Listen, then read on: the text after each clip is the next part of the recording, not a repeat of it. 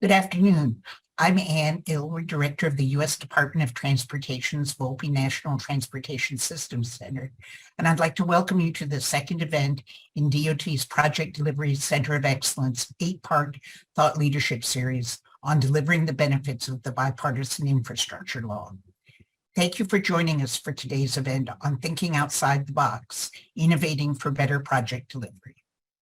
I'd especially like to thank our two expert speakers, Carlos Braceras, the Executive Director of the Utah Department of Transportation, and Paula Hammond, Chair of the American Road and Transport Builders Association and Senior Vice President, WSP USA, for being with us today and contributing their time and perspective to our series.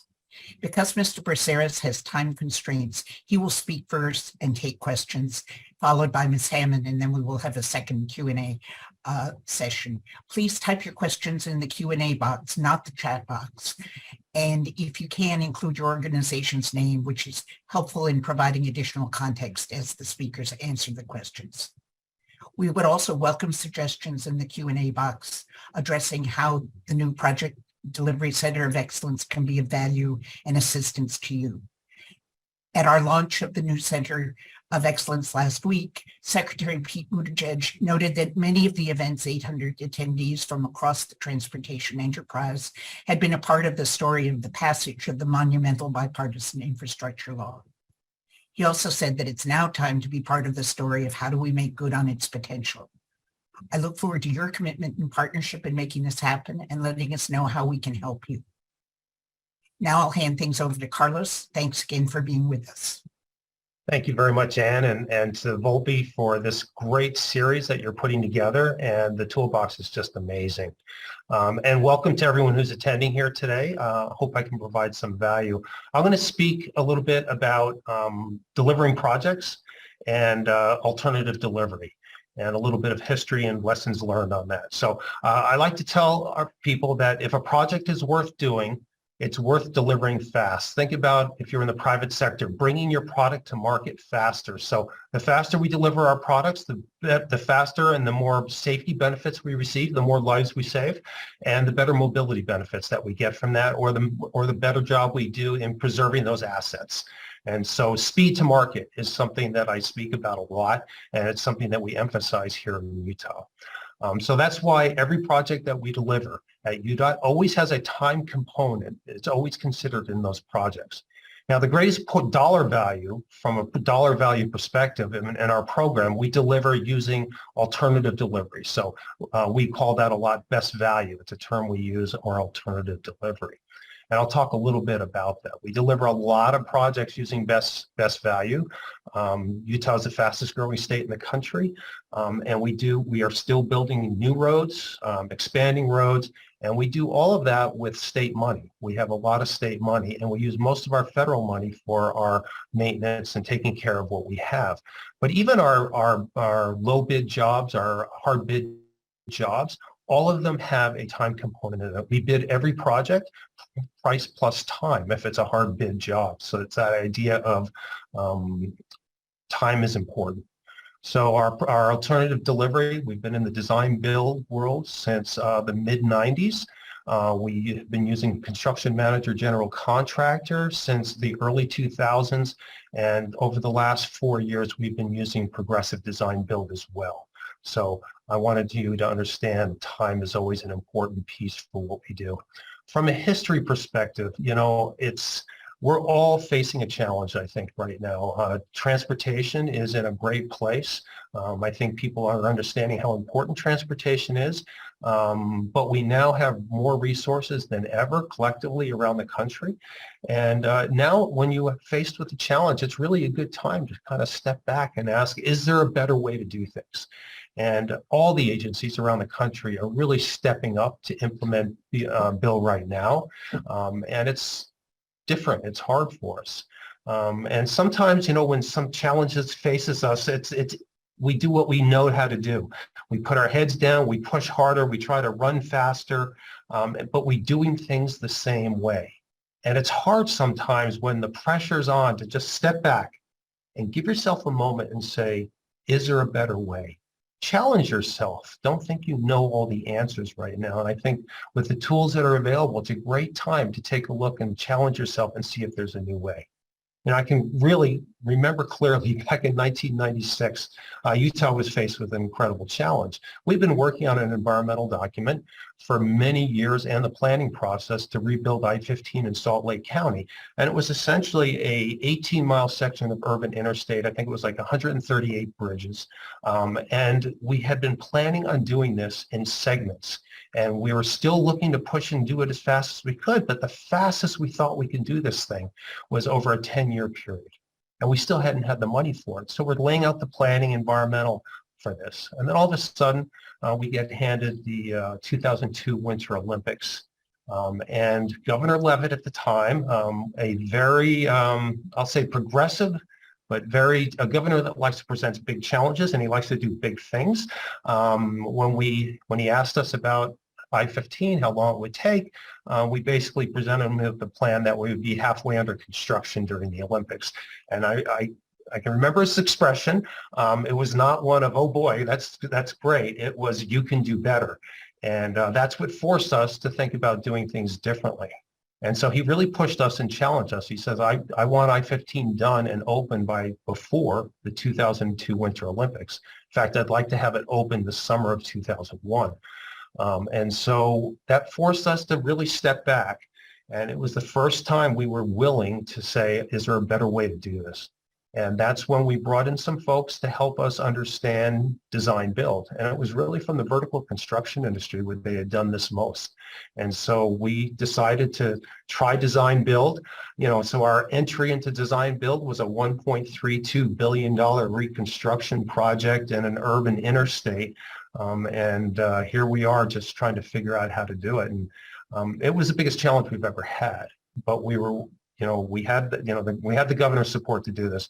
We took a chance. We learned a lot. We learned a ton, and we did finish the project under budget and ahead of schedule. So it was a great success, and it built our currency. So as a public agency, your currency is trust. You want to build the trust of the public, the elected officials, and your ability to do your job. And it gave them the confidence to be able to invest more in transportation because they knew we would be able to deliver. And that's really what's important here about as we deliver the Infrastructure Act. We need to make sure that we are delivering that program and we are successful at it, because if we expect funding to continue or funding to increase, we have to deliver. And so it's important to do that. So today, alternative delivery is just, it's just a normal tool for us.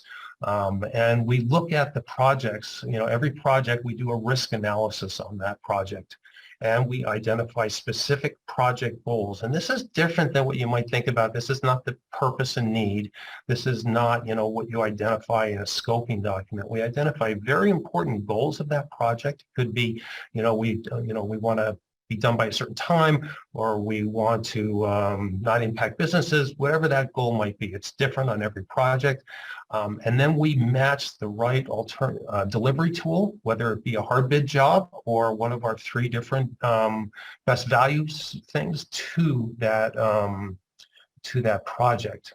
So it's, again, using goals and risks to make the decision in terms of what project delivery tool you're going to use. So I'll just say generally, there's a lot of things that go in this, but generally, if time is your most important goal, then design build is the right tool. But if you're trying to figure out new or innovative approaches, or if you need to be able to get farther along in coming to consensus with communities on what the scope of that project is, we just finished a progressive design build project here. It was about $500 million just north of Salt Lake City, where we had gone into the project and we had people wanting to sue us. We had communities all upset about that project. And we just cut the ribbon on a project where the community loved our people up there. And what we used on that was progressive design build. We were able to develop the scope with the contractor, with the consultant, in a very iterative approach where we were literally sitting down in the couches of the community members. And our people, our contractor, knew every one of those community members. Progressive design build worked perfectly on that job. And so, the goal is to get the right fit. And so CMGC or Progressive Design Build are really good options to do that. I'll say all three tools, Design Build, Progressive, or CMGC, require a DOT to change. To change really how you approach the project. On Design Build, you need to step back really from directing or prescribing the how, how you're going to do this job. You need to be much better at asking for outcomes. And this is new for DOTs. I know in the 90s for us, this was difficult. We knew if we did things in a certain way, we would get a certain result. Now we needed to say, no, I want this result. And so you have to continually challenge your design build partner, your contractor designers, to be the ones to figure out the how. Figure this out for us. And don't step in and be prescriptive. That will allow them to be a little more innovative to deliver the project. Now, on both CMGC and Progressive Design Build, I believe for our success, it requires the DOT to be more sophisticated from the owners on the owners' teams in terms of the details of how a contractor evaluates risk. Design Build, the owner has to change their approach in terms of what they're asking for and what their role is. But both on CMGC and Progressive Design Build, it's really important that you understand how contractors evaluate risk. Don't assume you understand this. If you haven't been on a contractor's team that's putting together the final number for an estimate on a project, regardless how big or small it is, you will not appreciate how they take and evaluate that risk. It's a really complex piece of work, and it constantly is evolving, looking at all kinds of market conditions that are out there. It requires the owner to have a level of sophistication in that world that we typically don't develop in a normal design, I'll say DOT environment. The other thing you have to make a commitment of, and this is, if you talk to any of the contractors, we probably outsource more preliminary engineering and construction engineering than any DOT in the country by percentage. So right now we're about 93, 94% of our design engineering is done by our private sector consultants. That'll make Paula happy. About 63, 64% of our construction engineering is done by our private sector partners. But on design build, you're going to still have a lot of consultants on your project team helping you out, but you need to make a commitment to have enough DOT owners, people embedded in the organization to help make those decisions, because there's a ton of decisions that are kind of fall into that gray area. It's not clearly, it's not a black and white decision. And so what you need to be able to do is have that owner be close enough and familiar enough to be able to make those hard decisions, because your consultants are truly experts, technical experts, but they're going to have a hard time making those hard decisions. The owner needs to be able to do that. And if you're not there to make that decision, it takes too long. And these types of projects, as an owner, you have to make a commitment that you're going to make fast decisions, or this doesn't work. You have to be willing to do that. So you have to be present, and you have to empower your people on the project to be able to make those hard decisions.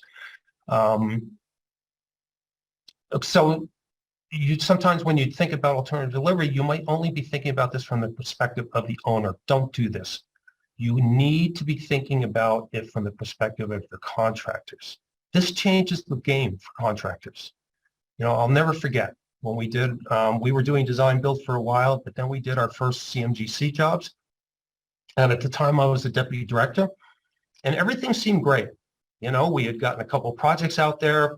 The communities were happy. The projects were being successful. But then on one day, I got a call from a contractor. I had known him a long time, and he gives me this, "Carlos, we need to go to lunch." I usually don't do lunch with folks. I usually try to catch up on all the stuff on my desk. And I kind of felt it wasn't good. So we sat down for lunch and exchanged pleasantries. For this gentleman, those don't go on for too long. He looked at me in the eye and he said, "Carlos, you're changing the game on me." And I was like, "What?" He said, "I built a low bid machine, and now you're changing the game." It wasn't the point that he was unwilling to change. He just wanted to know that the direction we were going, we were going to continue going in. Because it takes a huge commitment from your private sector partners to change their machine.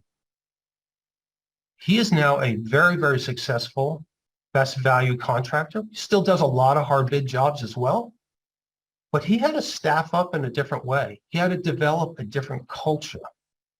All of a sudden, for a contractor to develop a proposal to be selected from, instead of just a low bid, it's a different game.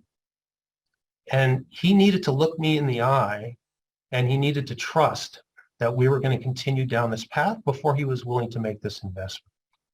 So it's a big change for folks. So recognize that. He wasn't saying we shouldn't do it. He just wanted to know we were committed to doing it.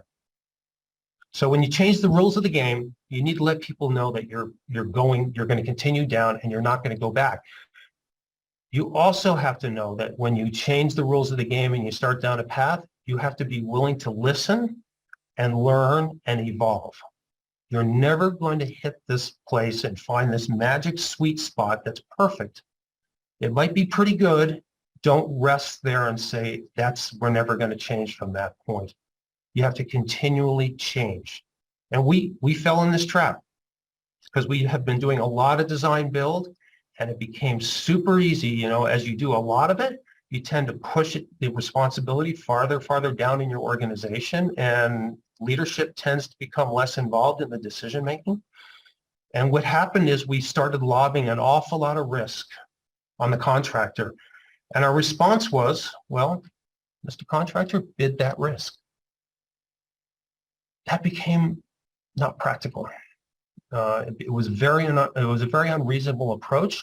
And at the end of the day, the success of these projects is you all have to come out of this, as a win. This is not a beat somebody over the head with a club so that the DOT wins and the contractor feels like they've lost. This is a long game, and everyone has to come out as this win. So we've committed with our AGC. Our contractors have been awesome because they trust us. They speak to us very, very openly. And we've been working to simplify the proposals. It shouldn't cost millions of dollars to put together these proposals, and it has gotten to that point. And we shouldn't lob risks just because we don't want to manage them, that the contractor has no way of managing and no way of pricing. They have no way of pricing them. Because at the end of the day, you want to have competition in this. You do not want to end up with two proposers. You want to have at least 3 proposers as you go through this process. If you start getting down to 2, you should be a little worried. And so it's really important that you don't just fall in the trap of saying bid the risk. You need to manage the risk and allocate the risk to that person best able to manage that. And so I'll just end with saying that this forum is the type of thing that we need to continue to type of thing to do. We learn from each other. We've had a lot of contractors from other states when the states were interested in design build or CMGC. The contractors want to talk to their contractors. So the other DOTs have brought their contractors to Utah, and we've stepped out of the room and we've just given them the opportunity to talk together. Our consultants have talked to consultants who are doing this in other states as well. And we're committed to delivering the best value for the public. And we think alternative delivery is a good tool to be able to do that. And we're going to continue to learn. We're going to continue to evolve with our industry partners. Because together we're going to learn, and together we're going to save lives and make people's lives better. So I will end with that. Hey, oops, let me put my video back on. Thank you very much, Carlos. Comments very much on the point. Before I take additional questions, and I would remind people, if you have questions, please enter them into the Q&A box. Do I gather from your comments that we're not required by Utah law to award to the low bidder? We are not. We have the ability to determine what procurement method to use. And when we go and use best value, it is some combination of price, but it's also the technical score as well. It plays a very important role in terms of, what we're delivering as a final product, but also in terms of how we're delivering that project. So there's participant who's asking if you would please define CMGC again. Oh, okay. Thank you. All of us in our transportation world fall into this trap of acronyms. Construction manager, general contractor, and really, just from a simplistic perspective, in Utah, when we say CMGC, we will typically hire a project manager, consultant that works with us on our project management team, and then we will then go out and hire a consultant that will be the design firm on the project, and then we will, through a best value selection, basically, it's not a bid at that point. We will hire a contractor, and we will marry the contractor and the designer together. On progressive design build, and there's other subtleties to this, but in progressive design build, the contractor and the consultant will team together, and we will select the two of them together. So it tends to be, CMGC is more of a forced marriage. Progressive design build is they come together as a package. Another questioner is asking how your DBE engagement path changed, and did they evolve in their participation by either dollars and scope or scope? Yeah, yes. The DBE participation doesn't change.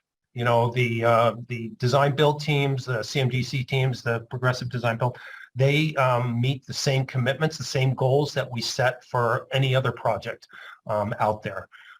At time, I will be honest that we've had it's a little less, we have a little less direct hand on that. And so you have to be very intentional in terms of what information you are receiving from that design build firm, and making sure that you are able to assure that they're meeting their commitments. Now, most of our big best value jobs are all done with 100% state money, but we're still following and meeting the federal process on those as well. We always like to maintain the opportunity for our federal partners to be able to give us some nice grants. Okay, thank you very much. Glenn Crimshaw from the National Governors Association is curious whether you've gone beyond design build to design build operate, or design build operate maintain. Yeah, great question. We've made a couple attempts at that. In fact, our very first design build job on I-15, we were worried about, since we are stepping away from means and methods, we were worried about that final quality product a little bit. And so we put what we called quality hooks in that contract. And one of those quality hooks was that the contracting team, the financial entity, would be required to maintain the pavements, bridges. We gave what levels they needed to be maintained at. We started at 20 years, then during the contract process, it went down to 10 years, and they proposed a price to provide that maintenance piece. Again, this was a lesson learned from us on that. The price was very high. They did not know how to price that risk. And when you look at the sureties that the contractors need to get, they did not have, they were not able to get the insurance to be able to cover for that length of period of time. And so this is a fairly complicated, when you start bringing in the types of insurances that you have to have. And so we chose not to execute that maintenance option on that project. We've tried several times else where we brought in the operating piece. And the caution I would urge is we tend, as I'll just generalize, all of us in our industry, we tend to think we can do things better than we actually do. And we were, like on snow removal. Snow removal is a difficult thing to price.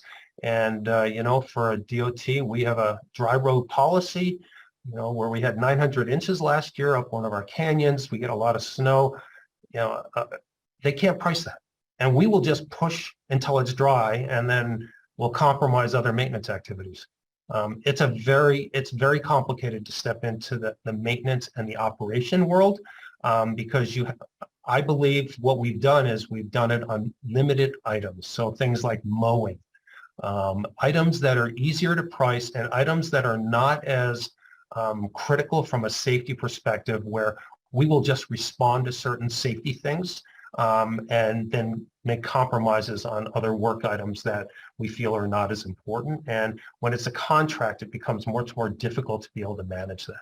There are firms that are set up for this maintenance and operational contracting.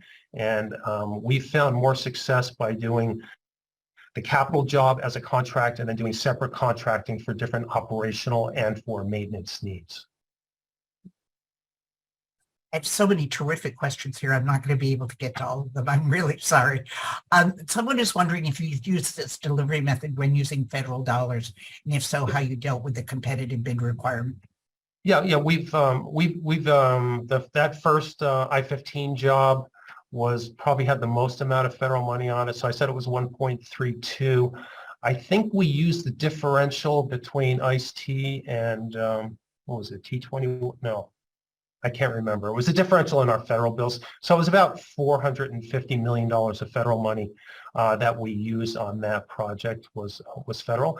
And we've had some federal money on other jobs where we've used our state money in exchange with some of our MPOs to help them be more flexible in how they deliver projects. But no, like I said, we follow, we were using SEP, I think it was 15 at the time or 13. So we were doing it under special experimental project basis before this was approved by the federal government. So you spoke about culture change. What skill sets are necessary to be able to effectively manage projects utilizing alternative delivery strategies? And which of those skill sets are most needed, or as the questioner says, most lacking in the transportation public sector? Well, I'll speak to it's an attitude as much. It's a lot of and I'm not going to say how long I've been in this business, but Paula knows. When we were first trained, we'd go out on the grade, and you kind of measure success on the project when you have how many gotchas did you get? How many times did you catch the contractor doing something? And that is absolutely the attitude you're set up to fail if you have that type of attitude. You have to approach a project where you want the contractor to be successful. And so you need to bring the skill. This is stuff our mothers taught us, actually. This is the skill set of listening well, trying to seek first to understand from their perspective or where they're coming from. Don't just start by saying no. But you have to be willing, because you might be wrong, and you might, what's hard is you might be in a position where it's going to cost you money, or you're going to have to go to your boss and say, you know what, the project's going to take longer, or I'm going to need more money.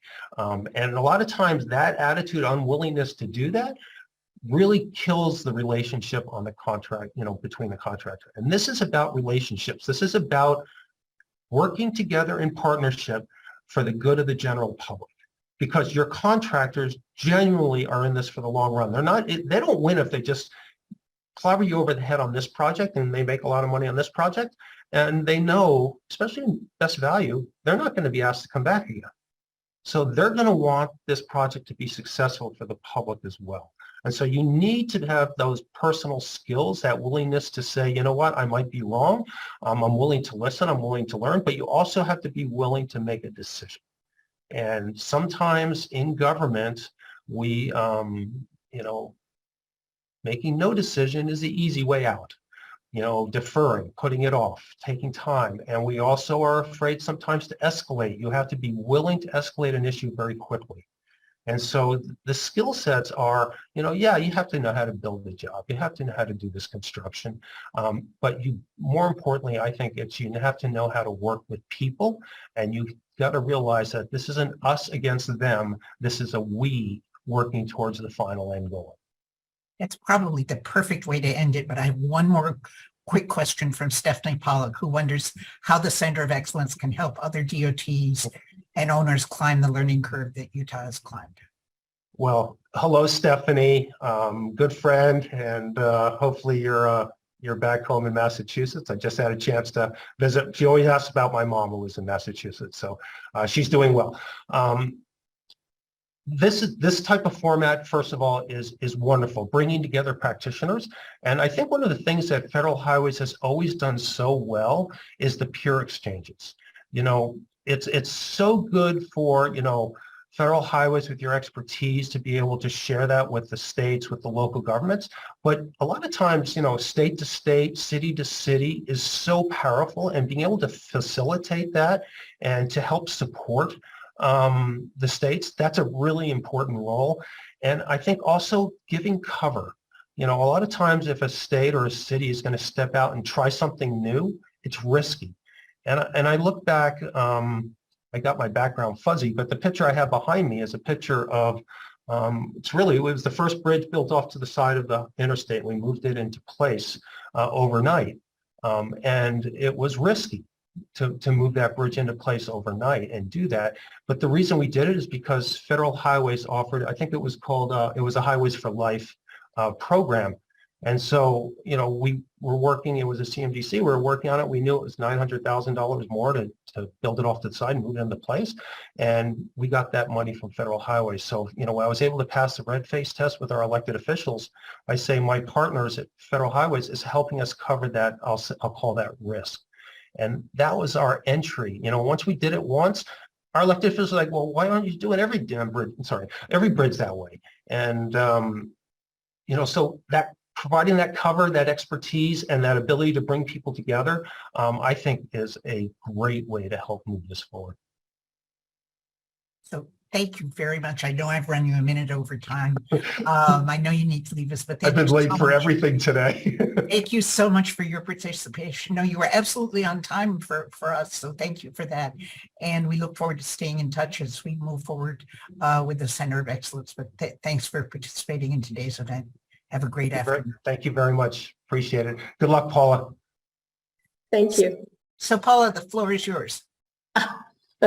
Well, Carlos is always so fun to follow, and it's interesting listening to him talk how much we all think alike. And so I'm orienting the timing of my topics to speak to some of the things he did as well.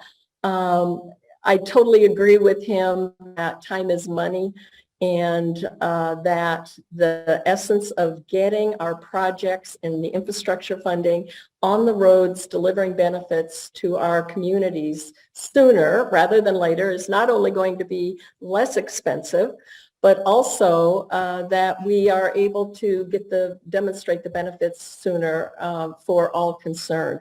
Our transportation system is badly in need of investments, and we've got a real shot in the arm and an opportunity here with the bipartisan infrastructure law.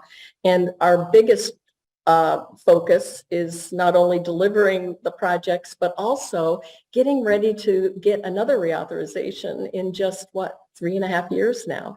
So it's important for all of us to show how well we can deliver this bill. And I want to thank Volpe for inviting me, and also the good work you're doing on the Center of Excellence to look at the amazing resources that are available on your website, and to see by agency how many things are there for delivery of a transit project, a rail project, a highway project. It's very significant. So the fact that we're all working together to improve delivery opportunities and our capabilities in this enterprise of delivery, as I call it, the better. As chair of ARTBA, I've been working this year with our association that advocates for responsible investments, but also good regulations. And it's important for us to make sure we streamline as much as possible at the federal and state and regulatory levels so that we can get on with the business of putting the investments in the ground. Now, Carlos talked about partnerships, and I want to start there because partnerships and collaboration on delivery are essential, not just at the place where you're planning, designing, and building, contracting these projects, but think more, I believe, in having the ability to deliver good transportation projects quickly and effectively at the relationship level, at the local, state, regional, tribal level in your communities, in your regions, and in your states. And if you don't have those good relationships now amongst the public agencies, you're going to falter when it comes time to trying to turn out a project that will most likely touch every aspect of another agency's transportation system, or at least in their communities. So here we are, trying to deliver good investments from both state and local funding abilities, as well as the federal money. And a local agency has a great idea for a project that crosses a state highway. If you've never developed that relationship with your partner agency, first of all, if there's a disaster, you're going to be sorry that you don't have those phone numbers on speed dial, but also you're going to need their cooperation. So I encourage and advocate that agencies and regulators and communities be brought into project delivery or project concepts early and get some buy-in. You're going to be much more successful as you have had the conversations about mutual benefits and the ability to get projects done in a way that doesn't impact communities negatively, as we have in the past, or our environment that is so important to protect in these days. So working together is essential. In the contracting world, early on, and it was a standard for a long time, and maybe still is, that we would have project partnering with our contractors. In Washington State, we've brought it to the level of partnering with our designers when it's a design project as well, and making sure that we all have common principles and guidelines as we start projects.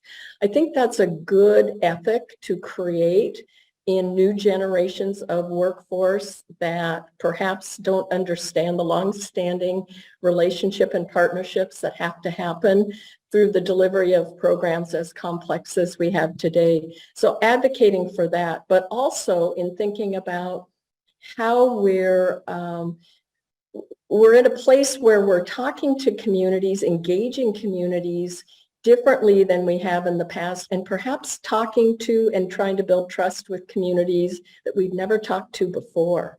So taking the time when you're a public agency in delivering a project to really think about talking to those folks to understand what needs they have in transportation, what conflicts they're having with the area that you're looking at, and getting ideas on how to improve or right wrongs from the past, or at least make some different kinds of investments that are going to enable good community transportation before you start launching into a project is going to not only build a better project, get more voices into the conversation, but also help the project move forward quickly, and more quickly than it ever would if you were halfway down the road with your project design and found out you'd left a big segment of the society out and had to start over. So that's a great caveat. One of the things that I think is important, and I touched on workforce or newer generations of workers, we have a workforce problem in our country, I think in the world, but certainly in transportation, we have struggled at every level, at every city, county, state, public agency workforce have retired through the pandemic. We've lost a lot of workers, but so have the contractors and so have the design firms. So we're all in this together. And I would suggest that if we're focusing on the opportunity we have now together, not stealing from each other, that great worker that we know are out there, let's start building a diverse and capable workforce for the future. But I think we need to do that in partnership. The best way to deliver a project rapidly and well is to have a great workforce that understands roles and has the capability, like Carlos said, to make the decisions when they're necessary to be made. We have the opportunity to build a new generation of transportation workforce, whether it's from the contractor and trade side, whether it's bus drivers, whether it's people in public agencies or private sector, but to bring in people that perhaps have not been in our community before, the diverse workforce that represents the populations we serve, that can help us with innovations and technology and the kinds of things that perhaps we've been challenged with as of late. And I think because we're challenged in our workforce areas, it's ever so more important that we build the kinds of project delivery partnerships that we need to, so that we're doing this together as an enterprise, as I said. One of the things that Carlos talked about is the importance of rapid delivery and the differences in delivery models. And I'm a big advocate of design build. I think that's great, but it's not for every project. I think he recognized that as well. Design bid build oftentimes is a perfectly acceptable and probably the best way for certain size projects of little complexity, etc. And having that workforce that we're trying to bring in that can perhaps doesn't have as many years on the road or in the grade in delivering projects, having them have the ability to learn from seasoned folks who are still in our industry is all the better. But being able to understand perhaps historically why we've done things the way we have and what this risk conversation is really about is something that the more training we can have from Volpe and the Center of Excellence, US DOT, all the federal players, as well as state agencies in helping understand some of the risk and rewards in making decisions about delivery model. From ARTBA's standpoint, what we've known or hear a lot from our contractors and designers and public sector members, which is great, we have them all at our table in our association membership, is this issue of risk and assigning the appropriate risk for the group that can handle it. In other words, if it's a means and methods kind of an issue or a risk that a contractor is really best to manage, then that should be theirs and that should be clear in the contracts. If it's something that only the owner can help protect, perhaps it's utility relocation or maybe it's underground kinds of issues, then the state side, the owner should own the risk. But having that conversation early with the delivery partners and weighing the benefits and pros and cons of how that risk is assigned in a contract will save arguments down line, will save claims that the contractor may bring, and it's going to save time. And as we said before, time is money. In Washington State, when I was secretary, through my career there, we very carefully delved into the design build arena. And for very major mega type projects, it was important for us to understand not only what the bidding climate would be for design builders, could they get the insurance and the bonding for the level of $1 billion project that we were envisioning, or did we have to make some concessions or approach differently our contracts for design builders in a way that would make sure we had the 2 to 3 bidders that Carlos mentioned. So it was more of a negotiation in how the delivery of the program might work when it's a project of that level. Our Alaskan Way viaduct replacement, we built a tunnel along the waterfront of Seattle, or our SR 520 corridor floating bridge where we widened that bridge and made new connections to Interstate 405 and I-5 on each end. Knowing how the delivery community would approach it and what their capabilities were, as I said, not only for bonding and insurance, and breaking up the project delivery in a way that would accommodate what the bidding climate was really important. And I don't think we gave up anything on the state level, but we were able to deliver better projects in a way that gave the contractors and designers what they needed and the time they needed, and kept them from taking huge risks or perhaps not bidding at all. And so very careful understanding of how those contracts should be written. It also protects the owners when you write the contract in a way that is very clear who owns what responsibility. It was important in Washington State at the time when we shifted into design build or different delivery models to understand what the benefits of each model would bring us. And as Carlos mentioned, the innovation issue, if you truly needed the innovation and needed good cooperation between contractors and designers, then design build or one of the other models, really are the best way to go.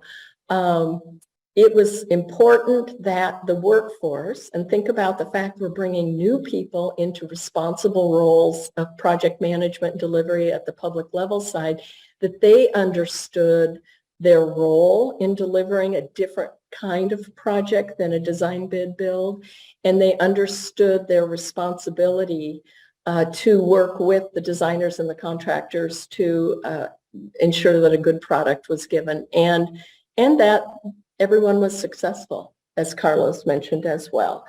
I think the only other thing that I'd like to mention today is the fact that we as a group of transportation professionals at the state, at the federal, at the state, in the private sector, and at the local level, and in our tribal nations, we're all looking to build and transform our transportation system for the future. We're doing things differently. It isn't just about cranking out a project. It's also about the kinds of projects we're building and envisioning with a new sense of infrastructure investments are for people. And we're doing this to affect good outcomes for communities and for our economy.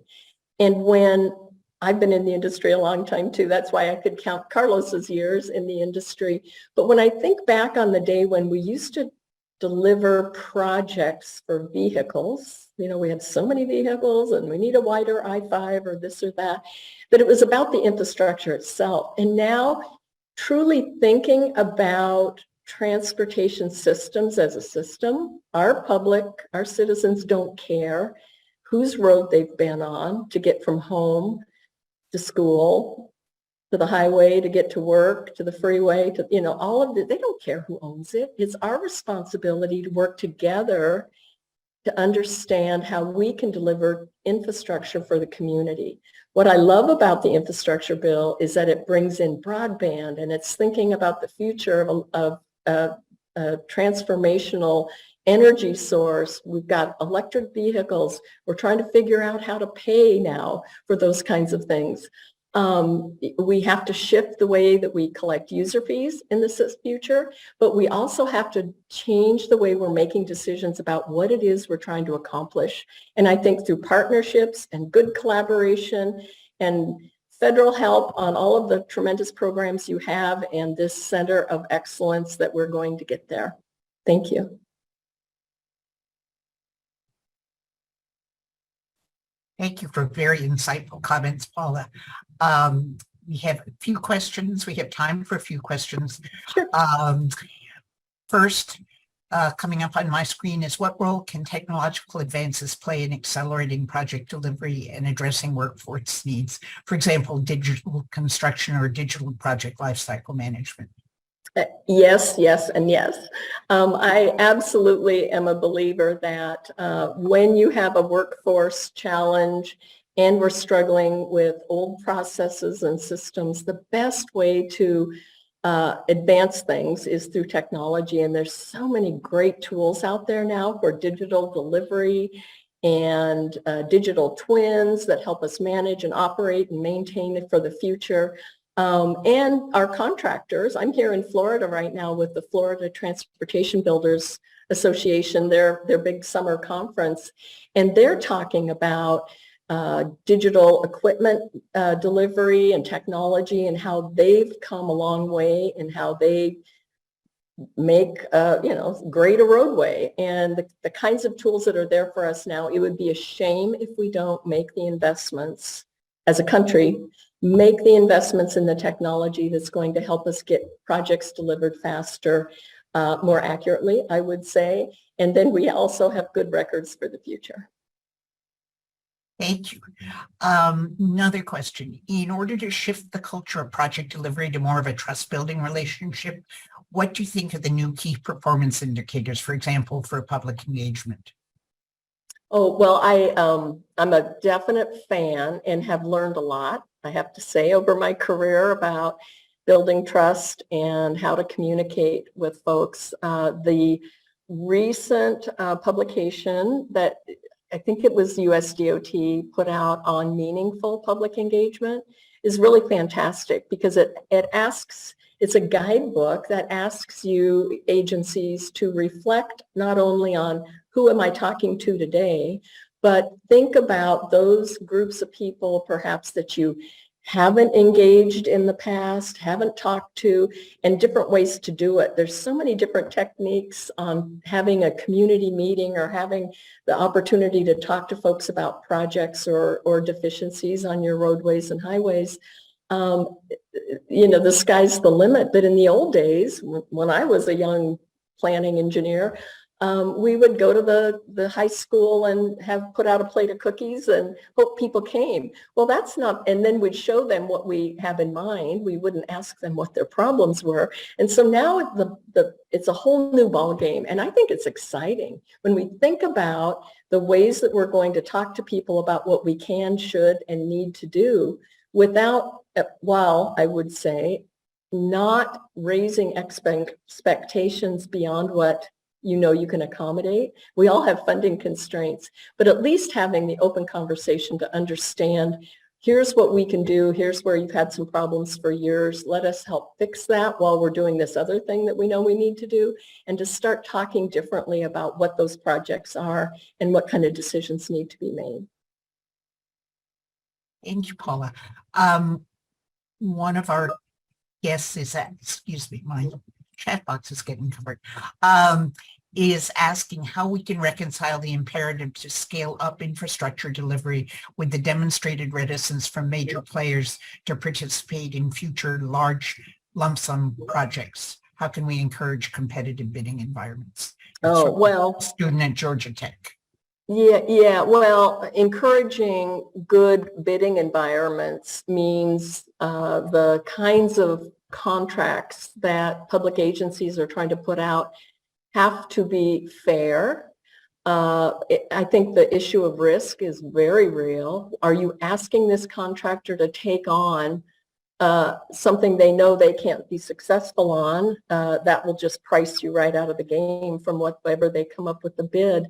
But also making sure that we understand this threat we have in our nation. I've been hearing a lot more about that at ARPA lately on insurance. The capability to insure and bond projects is a very real thing and a challenge for most contractors. The bigger your project gets, the more difficult it is to say, yeah, we'll take that on. Yeah, $1 billion, $2 billion. That becomes a real thing. And so you may have to break your project, your program into a set of project delivery, projects, contracts that can be managed and done well between contractors that are going to be bidding, say, on a corridor, different parts of the corridor. So we have to ask those questions of our delivery partners to see what challenges they're having while I say we, but the public agencies are thinking about rolling out a program. If you don't know what might get in your way, what hurdles or barriers are out there, you may be disappointed on bid day. And so I think it's just having very open, transparent conversations with those partnerships you've built and the trust that you've engendered amongst each other. Thank you. And my thanks to the folks who, in response to your last answer, have posted a report, USDOT report, Promising Practices for Meaningful Public Involvement in Transportation Decision-Making, that was published last October. So those of you who are not monitoring the Q&A box, the link is in there if you want to go there. So Paula, just as a closing question, since in your current role, given your past as a state DOT director and given your current role working across the country and probably internationally, what trends are you seeing at this point? And and I guess to follow that on, to pick up Stephanie's question to Carlos, what would you see that this new Center of Excellence could do to be most helpful? Well, I think that it's a time, and fortunately there's been an investment made at the federal level after a long sort of dry spell that is enabling us to envision the future better. And so I think as we the investments we're making now are transformational and they're different than what we did in the past. I mean, yes, we're still protecting and creating resilient roadways and highways and trying to make connections better and modernizing our infrastructure. But now we're adding on a layer of other modal transportation, integrated transportation, and we're doing it in a way that we have the opportunity to work together better. We're listening to each other about how best should we do this or how could we do that. And I think the path you're on with the Project Delivery Center of Excellence is a great path. Now, I must say, when we look at that long list of resources, if I was a new agency leader trying to navigate all that, I would almost need a concierge. I would need some way to understand better, why does FTA do things this way and why does Federal Highways do things this way, and how can I get help at the federal level or at the state level in streamlining my delivery? But it isn't just up to the federal agencies to figure this out. So I would just encourage you to continue to call on folks who've done it and who are doing it, and encourage the advice and counsel and collaboration and peer-to-peer exchange that's really going to be necessary to bring everybody's capabilities up to the level that, to the challenge we have. Thank you. I'm just scanning to see if anything came in quickly while you were speaking. There are many more questions than we can possibly ask, and I don't want to drag people over the 2 o'clock hour, which we did last week. So we're trying to be a little bit more disciplined about time. But thank you so much for your really insightful comments. This has just been a great session. Hearing from you and from Carlos, you know, who really had your boots on the ground, has been really helpful. And just looking at the diversity of folks in the Q&A, you know, you've got industry experts and you've got, you know, graduate students listening into your words. So as I think you all know, the Project Delivery Center of Excellence aims to bridge the gap between practitioners in the field and thought leaders like Carlos and yourselves, although I would guess you would argue that you're practitioners in the field as well. And thank you for sharing your perspectives and identifying best practices. I hope you can all join us for our next event, which will be next Thursday, August 10th at 1 p.m. Eastern Time, the third in our 8-part series. Next Thursday's session will focus on how cities are reinventing project delivery and features talks by Todd Gloria, the mayor of San Diego, California, Eric McFarland, the first deputy commissioner of New York City's Department of Design and Construction, and Kyle Wagenschutz, urban mobility planner at City Thread. So thank you all of you for joining us today. Please take a minute to provide us some quick feedback at the end of the event. We greatly appreciate your input, and any ideas that you have for the Center of Excellence are always welcome. See you next week. And Paula, thank you again so much. You're welcome. Call anytime. Great to see you. Absolutely, we will. Thank you.